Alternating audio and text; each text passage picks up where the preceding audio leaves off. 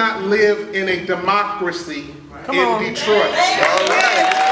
That have done this plan. I want to know their reaction to it. I want to know. We are here simply to look at the question of the shutoffs and the impact of the shutoffs on human rights. We contacted the United Nations about 4 months ago with a series of letters, not ever thinking that we would be offered an opportunity to meet with them, and actually we're still quite surprised.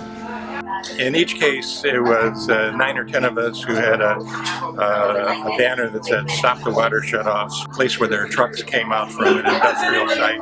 We blocked the entrance in the first occasion for 2.5 hours. The second time for 7 hours, we shut the place down and prevented the trucks from going out.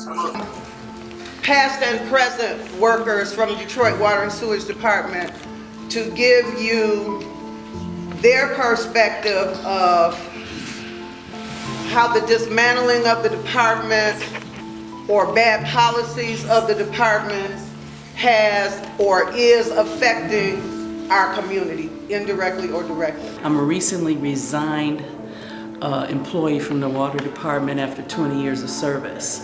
But when they failed to hire new employees, when they eliminated the collection people that would go out and try and collect, and the people that would do the shutoffs, they downsized them, so then people were accumulating huge water bills. So there's a large responsibility that is with the city and the department itself. They need to come up with a way to make this right. The water department made up a story saying that there were threats of a blockade against the payment centers, and that was totally unfounded. This had been happening for a very long time. Go to any payment center in the normal workday and you would see armed guards with wands and long lines of people, trying to get in and settle the situations, and they're being intimidated, The goal is to have them to look further at the practice of shutting water off to help us determine whether or not these are in fact violations of international law, and then to move this fight forward into perhaps our international court. We met today with the mayor and city officials, and we are aware of measures that have been taken by the city in order to address the affordability, the water affordability issue. We are of the view that such initiatives are insufficient to ensure affordability of water and sanitation and adequate housing. We are concerned because African Americans who are living in Detroit and facing water shutoffs are being asked to make impossible choices. Imagine you're choosing at times to either pay your rent or pay your water bill.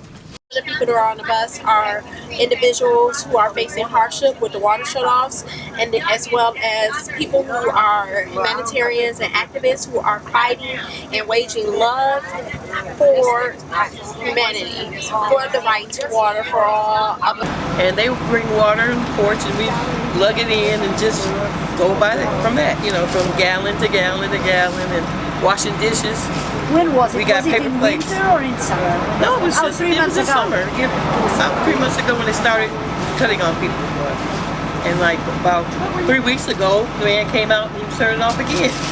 I was making coffee. I heard something out front of my house. I looked out the window and I saw it was a very large, big red Homrich truck. I knew that Homrich was the company that had been hired to do the Detroit water shutoffs. So I immediately realized that I was going to get my water shut off. I grabbed my phone and my camera and I rushed down the stairs. And outside on my porch, the second I hit my porch, I started documenting the scene, and I said in a really, really strong voice and loud voice that you're not going to shut my water off today. I got kids to take care of. Call the cops if you want. This United Nations team has come to Detroit and has spent 3 days here. They're going to be here 3 solid days. This is an opportunity to buoy our spirits, to certainly tell the community we're not wrong in this fight to demand that water remains a public trust. We're not wrong in this fight to demand that water is never shut off. And the fact that there are people from around the globe that understand this does not in any way diminish your interpretation because you're local. That's L-O-C-A-L, local, not local. You're not local.